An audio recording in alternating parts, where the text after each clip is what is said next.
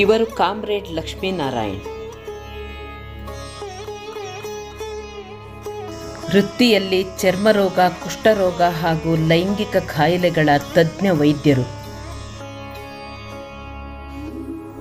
ಇತ್ತೀಚೆಗಷ್ಟೇ ನಮ್ಮನ್ನಗಲಿದ ಇವರ ಘನತೆವೆತ್ತ ಬದುಕನ್ನು ಸ್ಮರಿಸಿಕೊಳ್ಳುವ ಒಂದು ಪುಟ್ಟ ಪ್ರಯತ್ನವಿದು. ಬಡವರು, ದಲಿತರು, ತುಳಿತಕ್ಕೊಳಗಾದವರು, ಮಹಿಳೆಯರು, ರೈತರು, ಕಾರ್ಮಿಕರು ಹೀಗೆ ನೊಂದವರ ಬದುಕ ಬದಲಿಸಲು ಪಣತೊಟ್ಟ ಕಾಮ್ರೇಡ್ ಲಕ್ಷ್ಮೀನಾರಾಯಣ್ರವರಿಗೆ ಲಾಲ್ ಸಲಾಂ. ನಾವು ಬೆವರನ್ನು ಸುರಿಸಿ ದುಡಿಯುವ ಜನ, ನಮ್ಮ ಬೆವರಿನ ಪಾಲನ್ನು ಕೇಳುವೆವು. ತುಂಡು ಭೂಮಿಯಲ್ಲ, ಒಂದು ದೇಶವಲ್ಲ, ಇಡೀ ಭೂಗೋಳವನ್ನೇ ಕೇಳುವೆವು. ನಾವು ಬೆವರನ್ನು ಸುರಿಸಿ ದುಡಿಯುವ ಜನ. ಒಬ್ಬ ಮನುಷ್ಯನ ಬದುಕು ಎಷ್ಟು ವಿಶಾಲವಾಗಿ ಅರ್ಥಪೂರ್ಣವಾಗಿ ಹರಡಿಕೊಳ್ಳಬಹುದು ಎನ್ನುವುದಕ್ಕೆ ಕಾಮ್ರೇಡ್ ಲಕ್ಷ್ಮೀನಾರಾಯಣ್ರವರ ಬದುಕೇ ಸಾಕ್ಷಿ. ನುಡಿದಂತೆ ನಡೆ, ನಡೆದಂತೆ ನುಡಿ.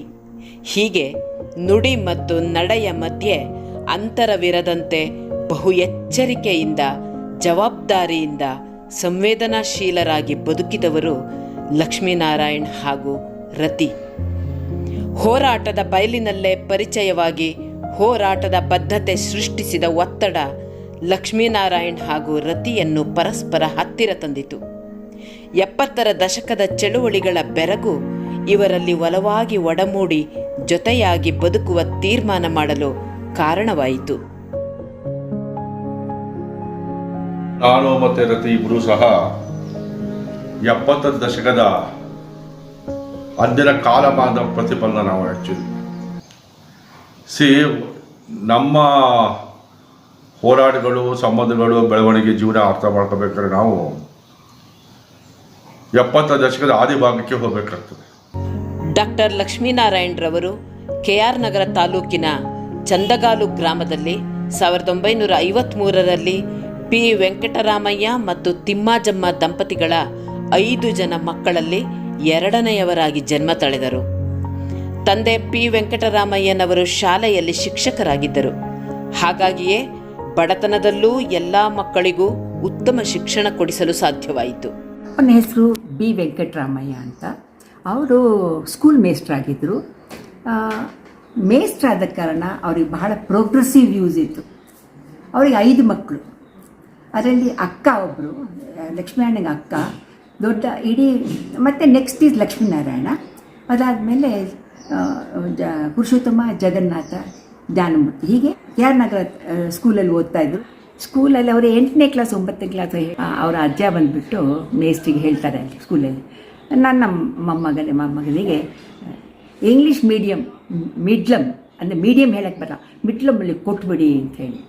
ಹಾಗೆ ಅವರಿಗೆ ಸಿಗುತ್ತೆ, ಇಂಗ್ಲೀಷ್ ಮೀಡಿಯಮ್ ಸಿಗುತ್ತೆ ಅವರಿಗೆ. ಫ್ರೆಂಡ್ಸಿಗೆಲ್ಲ ಕೈಯಲ್ಲಿ ತುಂಬ ಬರ್ತಿತ್ತು ಮ್ಯಾಗ್ಝಿನ್ಸು, ಸುಧಾ, ಬೇರೆ ಥರದ್ದು ಇದು ಮ್ಯಾಗ್ಝಿನ್ಸ್ ಎಲ್ಲ. ಇವರು ಅವರ ಜೊತೆ ಹೋಗ್ಕೊಂಡು ಅದನ್ನ ಓದ್ತಾಯಿದ್ರು. ಓದ್ಕೊಂಡು ಅವ್ರೇನು ಮಾಡ್ತಿದ್ರು, ಎಕ್ಸಾಮ್ ಬಂದಾಗ ಅವರಿಗೆಲ್ಲ ಪಾಠನೂ ಮಾಡ್ತಿದ್ರು, ಒಟ್ಟಿಗೆ ಕೂತ್ಕೊಂಡು ಕಂಬೈನ್ಡ್ ಸ್ಟಡಿ ಮಾಡ್ತಾಯಿದ್ರು. ಏನಾಯಿತು, SSLC PUC ಲೆವೆಲಿಗೆ ಬಂದಾಗ ಅವರಿಗೆ ಇಡೀ ಡಿಸ್ಟ್ರಿಕ್ಟಿಗೆ PUC ಅವರು ಫಸ್ಟ್ ಬಂದರು. ಹಾಗಾಗಿ ಏನಾಯಿತು, ಅವರಿಗೆ KR ನಗರ ಡಿಸ್ಟ್ರಿಕ್ಟಲ್ಲಿ ಹುಡುಗ ಒಂದು ಅವರ ಮೇಸ್ಟ್ರಿಗಳಲ್ಲಿ ಒಬ್ಬರು ಹೇಳ್ತಾರಂತೆ, ಅರೆ ಇವ್ರು ನಮ್ಮ ಹುಡುಗ, ಅದು ಕೂಡ ದಲಿತ ಬ್ಯಾಕ್ಗ್ರೌಂಡ್ನ ಹುಡುಗ, ನಿಜವಾಗ್ಲೂ ಗ್ರೇಟ್ ಅವನು ಅಂತ ಭಾಳ ಹೆಮ್ಮೆ ಪಟ್ಟರು. ಅವರ ಮೇಸ್ಟ್ರಿಗಳಿಗೆಲ್ಲ ದೊಡ್ಡ ಹೆಮ್ಮೆ, ಒಂದು ದಲಿತ ಹುಡುಗನ ಕುಟುಂಬದ ಬಂದ ಹುಡುಗನಿಗೆ ಒಂದು ಚಿನ್ನದ ಪದಕ ಬಂತು ಅಂತ. ಅದಾದಮೇಲೆ ಅವ್ರಿಗೆ ಪ್ರವಾಸ ಹೋಗಲಿಕ್ಕೆ ಅವರೇ ಅರೇಂಜ್ ಮಾಡ್ತಾರೆ. ಯಾರಿಗೆಲ್ಲ ರ್ಯಾಂಕ್ ಬಂದಿದೆಯೋ ಇಡೀ ಒಂದು ಕರ್ನಾಟಕವನ್ನು ವಿಸಿಟ್ ಮಾಡಿದ್ದಾರೆ. KR ನಗರದಲ್ಲಿ ಚಿನ್ನದ ಪದಕದೊಂದಿಗೆ PUC ಮುಗಿಸಿದ ಲಕ್ಷ್ಮೀನಾರಾಯಣ್ರವರು ಮುಂದೆ ಮೈಸೂರು ಮೆಡಿಕಲ್ ಕಾಲೇಜಿನಲ್ಲಿ MBBSಗೆ ಆಯ್ಕೆಯಾಗಿ ಶಿಕ್ಷಣ ಮುಂದುವರಿಸಿದರು. ಅವರು MBBS ಮಾಡಿದರು. ಮುಂದಕ್ಕೆ MDಗೆ ಅಪ್ಲೈ ಮಾಡಿದರು. MDನಲ್ಲಿ ಅವ್ರದ್ದು ಒಂದು ಡೆಸರ್ಟೇಷನ್ ಥೀಸಿಸ್ ಬರಬೇಕಾಗಿತ್ತು. ಆ ಥೀಸಿಸ್ ಇದ್ದಿದ್ದು ಈ ಕುಷ್ಠರೋಗ ನಿಯಂತ್ರಣ ಬಗ್ಗೆ. ಕುಷ್ಠರೋಗವನ್ನು ಹೇಗೆ ಐಡೆಂಟಿಫೈ ಮಾಡೋದು, ಅದನ್ನು ಹೇಗೆ ಮುಂದಕ್ಕೆ ಅಂದರೆ ಒಂದು ರಿಸರ್ಚ್ ಆದ ಕಾರಣ ಅದ್ರ ಬಗ್ಗೆ ತುಂಬ ಮಾಹಿತಿ ಬೇಕಾಗಿತ್ತು. ಆ ಕುಷ್ಠರೋಗ ನಿಯಂತ್ರಣ ಕಾರ್ಯಕ್ರಮ ರಾಷ್ಟ್ರೀಯ ಕಾರ್ಯಕ್ರಮ ಆಗಿತ್ತು. MDH ಅಂತ, ಮಲ್ಟಿ ಡ್ರಗ್ ಥೆರಪಿ ಅಂತ. ಕುಷ್ಠರೋಗವನ್ನು ಕಂಪ್ಲೀಟ್ಲಿ ಎಲಿಮಿನೇಟ್ ಮಾಡಲಿಕ್ಕೆ ಸಾಧ್ಯ ಇದೆ ಅಂತ ಒಂದು ಪ್ರೂವ್ ಆಗಿತ್ತು. ಹಾಗಾಗಿ ಅವರ ಕಾರ್ಯಕ್ರಮ ಇದ್ದಿದ್ದು 1985 ಆ ಟೈಮಲ್ಲಿ. ಆಗ ನಂಜನಗೂಡಿನಲ್ಲಿ ಕುಷ್ಠರೋಗ ನಿಯಂತ್ರಣ ಕಾರ್ಯಕ್ರಮ ಇನ್ಚಾರ್ಜ್ ಡಾಕ್ಟರ್ ಲಕ್ಷ್ಮೀನಾರಾಯಣ ಆಗಿದ್ದರು. ಹಾಗಾಗಿ ಅವರ ಕಾರ್ಯಕ್ರಮ ಹೆಂಗಂದರೆ ಬೆಳಿಗ್ಗೆ 5 ಗಂಟೆಗೆಲ್ಲ ಮನೆ ಬಿಟ್ಟರೆ ಅವರು ನಂಜನಗೂಡಿಗೆ ಹೋಗಿ ಅವರ ಸ್ಟಾಫ್ ಒಂದು 14 ಜನ ಇರ್ತಿದ್ರಂತೆ, ಒಟ್ಟಿಗೆ ಒಂದು ವ್ಯಾನಲ್ಲಿ ಹೊರಟುಬಿಟ್ಟು ಪ್ರತಿಯೊಬ್ಬರ ಮನೆಗೆ ಹೋಗ್ಬಿಟ್ಟು ಅವರಿಗೆ ಒಂದು ಮಾತ್ರೆಯನ್ನು ನುಂಗಿಸ್ತಿದ್ರು. ಅದೇ ಮಲ್ಟಿ ಡ್ರಗ್ ಅಂತ ಹೇಳಿ ಥೆರಪಿ. ಆ ಪರ್ಟಿಕ್ಯುಲರ್ ಮಾತ್ರೆಯನ್ನು ಅವರ ಕಣ್ಣ ಮುಂದೆ ನಾವು ನುಂಗಲೇಬೇಕು. ಆ ಪೇಷಂಟು ಇಡೀ ನಂಜನಗೂಡನ್ನು 5 ವಲಯ ಥರ ಡಿವೈಡ್ ಮಾಡಿಕೊಂಡು ಒಂದೊಂದು ದಿನ ಒಂದೊಂದು ವಲಯಕ್ಕೆ ಹೊರಟು, ಹಾಗೆ ನೆಕ್ಸ್ಟ್ ಟೈಮ್ 14 ದಿನಕ್ಕೊಂದು ಸರಿ ಪುನಃ ಅಲ್ಲಿಗೆ ಹೋಗಿ ಹಾಗೆ ಒಂದು ದೊಡ್ಡ ಕಾರ್ಯಕ್ರಮ ಉಂಟು. ಆ ಕಾರ್ಯಕ್ರಮದಲ್ಲಿ ಭಾಗವಹಿಸಿ ಆಮೇಲೆ ಹುಲ್ಲಹಳ್ಳಿ ನಾಗರತ್ನ ಅವರು ಒಂದು ಇಂಟರ್ವ್ಯೂ ಮಾಡಿದಾಗ ಹೇಳ್ತಾ ಇದ್ಲು ಅವಳು, ನಂಜನಗೂಡಿನಲ್ಲಿ ನಿಜವಾಗ್ಲೂ ಕುಷ್ಠರೋಗ ನಿಯಂತ್ರಣಕ್ಕೆ ಬಂತು ಆ್ಯಂಡ್ ಅದಕ್ಕೆ ನಿಜವಾದ ಒಂದು ಅದರ ಅಧಿಕಾರಿಯಾಗಿದ್ದು ಡಾಕ್ಟರ್ ಲಕ್ಷ್ಮೀನಾರಾಯಣ ಅವರೇ ಅಂತ. ಡಾಕ್ಟರ್ ಲಕ್ಷ್ಮೀನಾರಾಯಣ ಅವರು ಬರೀ ಒಂದು ಚರ್ಮರೋಗ ತಜ್ಞ ಅಷ್ಟೇ ಅಲ್ಲ, ಅವ್ರು ಕುಷ್ಠರೋಗ ತಜ್ಞರೂ ಆಗಿದ್ದರು, ಮತ್ತು ಬೇರೆ ಬೇರೆ ಥರದ ರೋಗಗಳ ತಜ್ಞರೂ ಆಗಿದ್ದರು. ವಿದ್ಯಾರ್ಥಿ ದೆಸೆಯಿಂದಲೇ ಕಾರ್ಲ್ಮಾರ್ಕ್ಸ್ ಮತ್ತು ಲೆನಿನ್ರವರ ಚಿಂತನೆಗಳಿಗೆ ಒಲಿದಿದ್ದ ಲಕ್ಷ್ಮೀನಾರಾಯಣರವರು ಅದೇ ದಿಕ್ಕಿನಲ್ಲಿ ತಮ್ಮ ಬದುಕನ್ನು ರೂಪಿಸಿಕೊಂಡರು. ಡಾಕ್ಟರ್ ಲಕ್ಷ್ಮೀನಾರಾಯಣ್ ಹಾಗೂ ಮತ್ತವರ PUCL ತಂಡ ರಾಜ್ಯದ ಯಾವುದೇ ಭಾಗದಲ್ಲಿ ಸಮಾಜ ವಿದ್ರೋಹಿ ಕೃತ್ಯಗಳು ನಡೆದಾಗ ತತ್ಕ್ಷಣ ಅಲ್ಲಿಗೆ ಭೇಟಿ ನೀಡಿ ವೈಜ್ಞಾನಿಕವಾಗಿ ಮತ್ತು ವ್ಯವಸ್ಥಿತವಾಗಿ ಫ್ಯಾಕ್ಟ್ ಫೈಂಡಿಂಗ್ ಅಂದರೆ ಸತ್ಯಶೋಧನೆ ಮಾಡುವಂಥದ್ದು ಹಾಗೂ ವರದಿಯನ್ನು ತಯಾರಿಸಿ ಸಂಬಂಧಪಟ್ಟವರಿಗೆ ಕಳುಹಿಸಿ ಕ್ರಮಕ್ಕಾಗಿ ಆಗ್ರಹಿಸುತ್ತಿದ್ದದ್ದು ಬಹಳ ಪರಿಣಾಮಕಾರಿಯಾಗಿತ್ತು. 30-40 ವರ್ಷದ ಇತಿಹಾಸದಲ್ಲಿ ಸುಮಾರು ಫ್ಯಾಕ್ಟ್ ಫೈಂಡಿಂಗ್ ಎಲ್ಲ ಮಾಡಿದ್ದೀವಿ. ಬಿಜಾಪುರ ಜಿಲ್ಲೆ ಕಡಕೋಳ ಗ್ರಾಮದಲ್ಲಿ ಸೋಷಿಯಲ್ ಬಾಯ್ಕಾಟ್ ಆಯಿತು, ಸಾಮಾಜಿಕ ಬಹಿಷ್ಕಾರ. ಅದಕ್ಕೆ ನಾವು ಮೈಸೂರಿಂದ ಹೋಗಿದ್ದು, ಅವರಿಗೆ ಬೆಂಗಳೂರಿಗೆ ಹೋಗಿದ್ದು. ಒಂದು ಟೀಮ್ ಒಂದು ರಿಪೋರ್ಟ್ ತಂದು ಆ ರಿಪೋರ್ಟ್ಗೆ ಕೆಲಸ ಆಯಿತು. ನಾವು DC ಎಲ್ಲ ಮೀಟ್ ಮಾಡಿ ಗಲಾಟೆ ಎಬ್ಬಿಸ್ಬಿಟ್ಟು ಆ ಕಡೆ. ಅದು ಒಂದು ಚಿತ್ತೂರು ಹತ್ರ ಒಂದು ಬೂದಿಹಳ್ಳಿ ಅಂತ ಒಂದು ಹಳ್ಳಿ ಇದೆ. ಅಲ್ಲಿನ ಮಾದಕರ ಹೆಣ್ಣಿನ ಮಕ್ಕಳ ಮೇಲೆ ಇವ್ರು ದಬ್ಬಾಳಿಕೆ, ಯಾರು ಈ ಸೋಕಾಲ್ಡ್ ಇದಿರಲ್ಲ ಎಸ್ಟಿಗಳಿಲ್ಲ, ಯಾರು ನಾಯಕರುಗಳು. ಆಮೇಲೆ ಅದ್ರ ಪಕ್ಕ ಒಂದೊಂದು ಹೇಳಿದರೆ ಒಂದು ದಲಿತ ಮಹಿಳೆಯ ಒಂದು ಸೀರೆ ಬೆಚ್ಚ ನಗ್ನ ಮೆರವಣಿಗೆ ಮಾಡಿದ್ರು. ಇದ್ರ ಬಗ್ಗೆ ಎಲ್ಲ ಹೋಗ್ಬಿಟ್ಟು ನಾವು ಬೇರೆ ಸಂಘಟನೆ ಜೊತೆಲಿದ್ದು ದೊಡ್ಡ ಗಲಾಟೆ ಎಬ್ಬಿಸ್ತು. ಮತ್ತು ಇನ್ನೊಂದು ಮಾಡಿದಂಥ ಒಂದು PUCL ದೊಡ್ಡ ಒಂದು ನಾವು ಸ್ಟಡಿ ಅಂತ ಹೇಳಿದ್ರೆ, ಹಂಪಿ ಪಕ್ಕ ಒಂದು ಗ್ರಾಮ ಇದೆ ಕಮಲಾಪುರ ಅಂತ, ನೀವು ಹಂಪಿ ಹೋಗಕ್ಕೆ ಸಿಗ್ತದೆ. ಆ ಊರಿನಲ್ಲಿ ದಲಿತರ ಮೇಲೆ, ಅಲ್ಲಿಯ ಮಾದಕರ ಮೇಲೆ ಆ ನಾಯಕರುಗಳು ಬಂದೂಕು ತಗೊಂಡು ಗಲಾಟೆ ಮಾಡಕ್ಕೆ ದೊಡ್ಡ ರಂಪ ಎಬ್ಬಿಸ್ಬಿಟ್ರು. ಆಗ ಮೈಸೂರಿನ ಒಂದು ಟೀಮೇ ಹೋಗಿದ್ದು, ನಾನು, ಗೋವಿಂದಯ್ಯ, ರಾಮತ್ ತರೀಕೆರೆ ಅವರೆಲ್ಲ ಒಂದು ಫ್ಯಾಕ್ಟ್ ಫೈಂಡಿಂಗ್ ಮಾಡಿ ಹೋಗಿ ಪತ್ರಿಕೆಲ್ಲ ಬಿಡುಗಡೆ ಮಾಡಿ ಅದು ಗಲಾಟೆ ಎಬ್ಬಿಸ್ತು. ನಂತರ ಕರಾವಳಿಯಲ್ಲಿ ಸುಮಾರು ಫ್ಯಾಕ್ಟ್ ಫೈಂಡಿಂಗ್ ಎಲ್ಲ ಮಾಡಿದ. ಆಮೇಲೆ ಮೈಸೂರಿನ ಕ್ಯಾತ್ಮಾರ್ಹಳ್ಳಿ ಮೋಸ್ಟ್ ಇಂಪಾರ್ಟೆಂಟ್, ಅದು ಒಂದು ದೊಡ್ಡ ಘಟನೆ. ಮೈಸೂರಿನಂತಹ ಒಂದು ಹೆಂಗೆ ಕೋಮುವಾದಿ ಶಕ್ತಿಗಳು ಮುಸಲ್ಮಾನರ ವಿರುದ್ಧ ವ್ಯವಸ್ಥಿತವಾಗಿ ಒಂದು ಕೋಮು ಕಲಗ ನಡೆಸೋದ್ರ ಬಗ್ಗೆ ನಾವು ಒಂದು ಫ್ಯಾಕ್ಟ್ ಫೈಂಡಿಂಗ್ ಮಾಡಿದ್ರು. ಮತ್ತು ಇದನ್ನು ಹೇಳಿದ್ರೆ ಅನೇಕ ಕಾರ್ಯಕ್ರಮಗಳು, ಒಂದಲ್ಲ ಎರಡಲ್ಲ, ಎಲ್ಲೆಲ್ಲಿ ಅದು ಧರಣಿ ಭಾಗವಹಿಸಿದ್ದೀವಿ, ಸತ್ಯಾಗ್ರಹ ಮಾಡಿದ್ದೀವಿ, ಮೆರವಣಿಗೆ ಹೋಗಿದ್ದೀವಿ, ಕರಪತ್ರ, ಕನಿಷ್ಠ ಏನಾದರೆ ಒಂದು ಪ್ರೆಸ್ ಸ್ಟೇಟ್ಮೆಂಟ್. ಹೀಗಾಗಿ ಒಂದು ರೀತಿಯಾಗಿ PUCLಗೆ ಒಂದು ಅವರ ಮಾತಿಗೆ ಒಂದು ಬೆಲೆ ಬರುವಂಥ ಗೌರವ ಸ್ಥಾನದಲ್ಲಿ ಕೊಟ್ಟಂಥ ಒಂದು ಸಮಾಧಾನ ನನಗೆ ಮತ್ತು ಸಿಕ್ಕಿದೆ. ವಿದ್ಯಾರ್ಥಿ ದೆಸೆಯಲ್ಲಿಯೇ ಎಡಪಂಥೀಯ ಚಿಂತನೆಗಳು ಅಂಬೇಡ್ಕರ್ ಚಿಂತನೆಗಳಿಗೆ ಒಲಿದಿದ್ದ ಲಕ್ಷ್ಮೀನಾರಾಯಣ್, ರತಿ ಹಾಗೂ ಸ್ನೇಹಿತರು ಅನ್ಯಾಯದ ವಿರುದ್ಧ ಪ್ರತಿಭಟಿಸಲು ಬೀದಿ ನಾಟಕಗಳನ್ನು ಮಾಡುತ್ತಿದ್ದರು. ಈ ಬಡ್ಡಿರಾಮ ನಾಟಕ ಅದು ಎಮರ್ಜೆನ್ಸಿ ಟೈಮಲ್ಲಿ ಬಂದಂತಹ ಒಂದು ಕ್ರಿಯೇಟಿವ್ ಆರ್ಟ್. ನೋಡಿ, ಇಂದಿರಾ ಗಾಂಧಿ ಅವರು ಒಂದು ಕಡೆ ಫ್ಯಾಸಿಸ್ಟ್ ಆಳ್ವಿಕೆ ಇದ್ರೂ ಸಹ ಜೊತೆಗೆ 20 ಪಾಯಿಂಟ್ ಬರುತ್ತವರು, ಅಂದ್ರೇನು ಅನೇಕ ಎಕನಾಮಿಕ್ ಬಿಲಿ ಸಹ ಜನಗಳ ಸಹಾಯ ಇಲ್ಲ. ಅದಕ್ಕೆ ಬಡ್ಡಿ ಸಾಲ ಕೊಟ್ಟರೆ ವಾಪಸ್ ಕೊಡಬೇಡಿ ಅಂತ ಬಂತು, ಆಯಿತಾ. ಸೊ ಹೀಗಾಗಿ ಬಡ್ಡಿ ಸಾಲ ಸುಸ್ತೋಡ್ದೋಗ್ಬಿಟ್ರು, ಸಾಲ ಕೊಟ್ಟು ವಾಪಸ್ ಕೊಡೋದಿಲ್ಲ ಅಂತ ಆಯ್ತಲ್ಲ ಅಂತ. ಆಗ ನಾವು ಎಮರ್ಜೆನ್ಸಿ ಟೈಮಲ್ಲಿ ನಮ್ಮ ಕಲ್ಚರಲ್ ಟ್ರೂಪ್ ಇತ್ತು, ಜನಕಲಾರಂಗ ಅಂತ. ಆಗ ನಾವು ಸ್ಟ್ರೀಟ್ ಡ್ರಾಮಾ ಮಾಡ್ತೇವೆ. ಮೈಸೂರಲ್ಲಿ ನಾವೇ ಭಿಕ್ಷುಕರು ಮತ್ತು ನಾವೇ ಆಡಳಿತದ್ದು, ಆಯಿತಾ. ಆಗ ನಮ್ಮ ಹೊರೆಗಾಲ ದೊರೆಸ್ವಾಮಿ, ಆಮೇಲೆ ನಮ್ಮ ಸೈಂಟಿಸ್ಟ್ ರಾಮಕೃಷ್ಣ ಅಂತ ಅವ್ರು ಡೈರೆಕ್ಟರ್, ಅವರು ಒಂದು ಶಾಡೋ ಪ್ಲೇ ಮಾಡೋಣ ಅಂತ ಒಂದು ಶ್ಯಾಡೋ ಅದಕ್ಕೆ ನಮ್ಮ ಹೊರೆಗಾಲದ ಪದ್ಯ ಬರ್ದ, ಬಡಪ ಈ ಮಾದಪ್ಪ ಪಟ್ಟಣಕ್ಕೆ ಬಂದ ಒಂದು ಬರ್ದ, ನಾಟಕ ಒಂದು ಬರ್ದ, ದುಡ್ಡಿನ ಗಿಡಗಳು ಅಂತ. ಹೌದು. ಅದರಲ್ಲಿ ಬಡ್ಡಿ ರಾಮಣ್ಣನವರು ನಾನು ಅವನು ಅಷ್ಟೇ ಗೂಂಡ, ನಾನು ಪಂಚೆ ಕಟ್ಕೊಂಡು ಬರೀ ಹಾಕೊಂಡು ಕೆಂಪು ಸ್ಕಾರ್ಪ್ ಹಾಕೊಂಡು ಹೇಳ್ಕೊಂಬರೋದು ಯಾರನ್ನ ಶೀರ್ ಸಾಗರ ಆಗ ಬಡ್ಡಿ ಮಗ, ಸುಸ್ತಿದ್ದು ಬಡ್ಡಿ ಮಗ. ಈಗ ರತಿನೊಬ್ಳು ಬಡ್ಡಿ ಕೇಳಕ್ ಹೋಗಿ ಬಡ್ಡಿ ತೋಡಿದಳು ಆಯ್ತಾ. ಈ ಅಣ್ಣಾ ಸಂದರ್ಭದಲ್ಲಿ ಚನ್ನಪಟ್ಟಣದಲ್ಲಿ ಮಾಡ್ಬೇಕಾದ್ರೆ ಅದೊಂದು ಘಟನೆ ಆಗಿತ್ತು. ಬಡ್ಡಿದು ಲ್ಯಾಂಡ್ ಆಗಿತ್ತು, ಪ್ರತಿಭಟನೆ ಹೋರಾಟ ಮಾಡಿದ್ರು. ಮಾಡ್ಬೇಕಾದ್ರೆ ನಾನು ಹೇಳ್ಕೊಂಬೋದೆ ಇಚ್ಛಿದ್ದಾರೆ ಬಾರಲ್ಲ ನನ್ನ ಮಗನೇ ಅಂತ.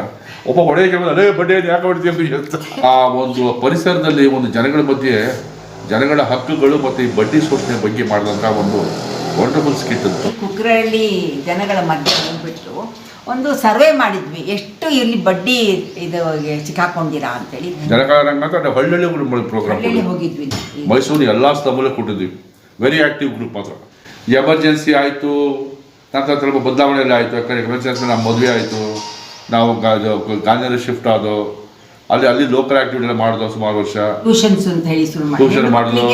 ಇದು ಅಕ್ಷರ ಕಲಿಸೋದು, ಅದು ದೇವಸ್ಥಾನದಲ್ಲಿ ಹೋಗ್ಬಿಟ್ಟು ನಾನು ನೈಟಿಗೆ ಹೋಗ್ತಿದ್ದೆ. 7 o'clock to 8 o'clock ಆ ಟೈಮ್ ಹೋಗಿ ಮಾಡ್ತಿದ್ವಿ. ಅದು ಗೌರ್ಮೆಂಟ್ ಕಡೆಯಿಂದ ನಮಗೆ ಸ್ಲೇಟ್ ಕೊಡ್ತಿದ್ರು, ಅವರಿಗೆ ಒಂದು ಹೊಸ ಥರದ ಒಂದು ಇದು ಅಕ್ಷರ ಕಲೀಲಿಕ್ಕೆ ಅಂತ ಆ ಈ ಅಂತ ಹೇಳ್ಕೊಡ್ತಿರ್ಲಿಲ್ಲ. ಅಮ್ರ ಈ ಹಾ ಗಾ ಕ ಅಂತ ಹೇಳ್ಕೊಡ್ತಾ ಇದ್ವಿ ನಾವು. ಬೇರೆ ಥರ ಅದು shortcut methodology. Within 1 month they will ಅರ್ಥ ಮಾಡಿಕೊಂಡು ಅದನ್ನು ಬರಿತಿದ್ರು, ಓದ್ತಿದ್ರು. ಮತ್ತು ನಮ್ಮ ಮನೆಯಲ್ಲಿ ಒಂದು 10 ಹುಡುಗರಿಗೆ SSLC ಟ್ಯೂಷನ್ಸು, ಮ್ಯಾಥ್ಸ್ ಆ್ಯಂಡ್ ಇಂಗ್ಲೀಷ್ ಅದ್ರಲ್ಲಿ ಫೇಲ್ ಆಗೋದವ್ರು ಹೆಚ್ಚಾಗಿ ಅದರೊಳಗೆ. ಸೊ ಅದು ಶುರು ಮಾಡಿದ್ವಿ. ನಮ್ಮ ಸುಮಾರು ಜನ ಪಾಸ್ ಆದರು. 10 ಜನರಲ್ಲಿ 8 ಜನ pass, 2 fail. I remember that, if I am right, correct. ಇತ್ತೀಚೆಗೆ ನಿಮ್ಮ ಮನೇಲಿ ಒಂದು ಲೈಬ್ರರಿ ಓಪನ್ ಮಾಡಿದ್ರಲ್ಲ, ಅದು ಹೇಳಿ. ಅದು ನಮ್ಮ ಕುಕ್ಕರಳ್ಳಿ ಭಾಷಾ ಲೈಬ್ರರಿ ಪರಂಪರೆ ಭಾಗ. ಅದು 1977 ಸ್ಟಾರ್ಟ್ ಮಾಡಿದಂಥ ಲೈಬ್ರರಿ. ಅದು 2022, ಅದರಲ್ಲೂ 47 ವರ್ಷ 47 ಇಯರ್ಸ್ ನಂತರ ಮತ್ತೆ ಪುನರ್ ಸ್ಥಾಪನೆ ಆಗ್ತಾ ಇದೆ. 2,000 ಪುಸ್ತಕಗಳಿವೆ. ತಾಳ್ಚರ್ಯಗಳು ಹೇಳಿದ್ರು, ಅವರೇ ಮಾಡೋದು, ಹೆಲ್ಪ್ ಮಾಡಿದ್ರು ಅವರು. This is the video of our personal library. He is sitting, Lakshmi, and this is the rack. So this is the English fiction, and this is the Kannada fiction. Rack on politics. This is the rack on. Third is Lenin, Stalin, Ambedkar, caste, Mao Zedong, women, and here's our all these things are here stacked up properly, right? The politics, medical rack, then we have the miscellaneous rack, then we come to science and technology, history, and from there we move on to religion, and this rack is full of education and skills material. Okay, now I am coming to the next rack, that is again education continued, and then we have the human rights, philosophy, full of religion. ಮಕ್ಕಳೆಂದರೆ ತುಂಬ ಇಷ್ಟ ಡಾಕ್ಟ್ರಿಗೆ. ಮಕ್ಕಳೊಟ್ಟಿಗೆ ಕೀಟಲೆ ಜಾಸ್ತಿ. ಮಗ ಅಪೂರ್ವ, ಸೊಸೆ ಕ್ಯಾಟ್ರಿನ್, ಮುದ್ದಿನ ಮೊಮ್ಮಗಳು ಜಾಯ್. ನಾನು ಅಪೂರ್ವ Lakshminarayana. So ನಮ್ಮ ತಂದೆ, I always remember him as a very sweet person, loving person. As a life role model, he would always say, life is a struggle, struggle is happiness. And he would always say, ಗುದ್ದಾಡು, ಏನೇ problem ಇದ್ದರೂ ನೀನು ಗುದ್ದಾಡು, ನಿನಗೆ solution ಬರ್ತದೆ, ಸ್ವಲ್ಪ time ಆಗ್ತದೆ, but ನೀನು ಸ್ವಲ್ಪ ಗುದ್ದಾಡು. ಇದು ನಮ್ಮ ತಂದೆದು ಸ್ಪೆಷಲ್. ಅಂದರೆ your ability to empower people. ನಮಸ್ಕಾರ, ಆದಾಬ್, ವಣಕ್ಕಂ ಎನ್ನುತ್ತಾ ಎಲ್ಲರನ್ನೂ ಪ್ರೀತಿಯಿಂದ ಕಾಣುತ್ತಿದ್ದ ಕಾಮ್ರೇಡ್ ಕೆಲವು ವರ್ಷಗಳ ಹಿಂದೆ ತೀವ್ರ ಅನಾರೋಗ್ಯದಿಂದಾಗಿ ಕಾಲೊಂದನ್ನು ಕಳೆದುಕೊಳ್ಳಬೇಕಾಗಿ ಬಂತು. ಇದು ಅವರ ದೈಹಿಕ ಚಟುವಟಿಕೆಗೆ ಬ್ರೇಕ್ ಬಿದ್ದರೂ ಛಲದಿಂದ ಚೇತರಿಸಿಕೊಂಡು ಮತ್ತಷ್ಟು ಉತ್ಸಾಹದಿಂದ ಬದ್ಧತೆಯಿಂದ ತಮ್ಮ ಚಟುವಟಿಕೆ ಮುಂದುವರಿಸಿದ ಅವರ ಮನೋಬಲಕ್ಕೊಂದು ದೊಡ್ಡ ಸಲಾಂ. ತಮ್ಮ ಕೊನೆಯ ದಿನದವರೆಗೂ ಕಾರ್ಲ್ ಮಾರ್ಕ್ಸ್ ಮತ್ತು ಅಂಬೇಡ್ಕರ್ ಕುರಿತು ಆಳವಾಗಿ ಅಧ್ಯಯನ ಮಾಡುತ್ತಿದ್ದ ಡಾಕ್ಟರ್ ವಿ ಲಕ್ಷ್ಮೀನಾರಾಯಣರವರು ಯುವ ಜನರಲ್ಲಿ ಅಪಾರ ಭರವಸೆಯನ್ನು ಇಟ್ಟಿದ್ದರು. ಈ ಸಂಬಂಧ ಒಂದಿಲ್ಲೊಂದು ಕಾರ್ಯಕ್ರಮವನ್ನು ಹಮ್ಮಿಕೊಳ್ಳುತ್ತಲೇ ಇದ್ದಕ್ಕಿದ್ದಂತೆ ಹೀಗೆ ಎಲ್ಲವನ್ನು ಬಿಟ್ಟು ನಿರ್ಗಮಿಸಿದ್ದು ಶೂನ್ಯ ತುಂಬಿದಂತಾಗಿದೆ. ಅವರ ಆಶಯವನ್ನು ಭರವಸೆಯನ್ನು ಮುಂದುವರಿಸುವ ಜವಾಬ್ದಾರಿ ನಮ್ಮೆಲ್ಲರದ್ದು.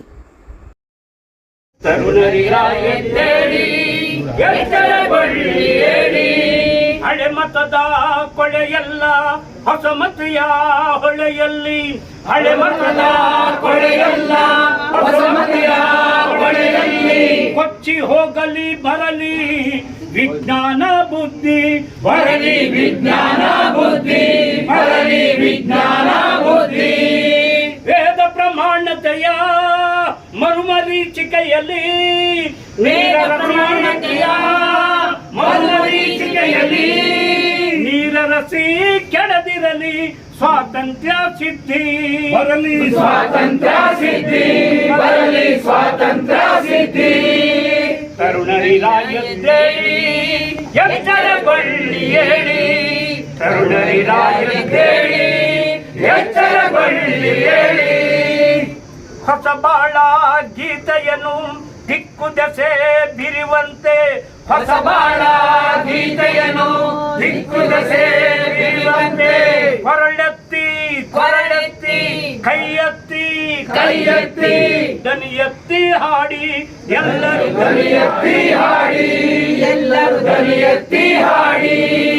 ಸೇರಿ ನಡೆದರೆ ನಮ್ಮ ತಡೆಯುವವರು ಯಾರಿಲ್ಲ, ಸೇರಿ ನಡೆದರೆ ನಮ್ಮ ತಡೆಯುವವರು ಯಾರಿಲ್ಲ.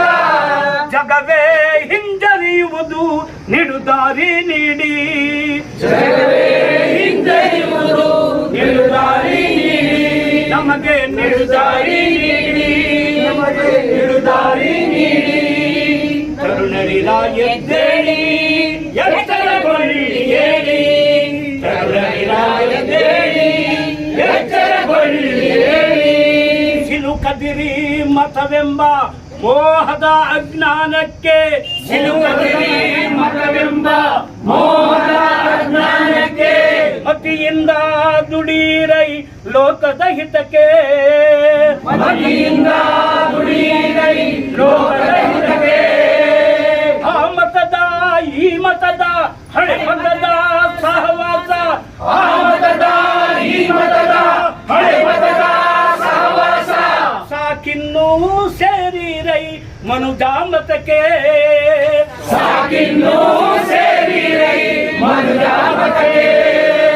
ಓ ಬನ್ನಿ ಸೋದರರೇ ವಿಶ್ವಪಥಕ್ಕೆ, ಓ ಬನ್ನಿ ಸೋದರರೇ ವಿಶ್ವಪಥಕ್ಕೆ, ಮನುಜಾಮತಕ್ಕೆ ವಿಶ್ವಪಥಕ್ಕೆ, ಮನುಜಾಮತಕ್ಕೆ ವಿಶ್ವಪಥಕ್ಕೆ, ಮನುಜಾಮತಕ್ಕೆ.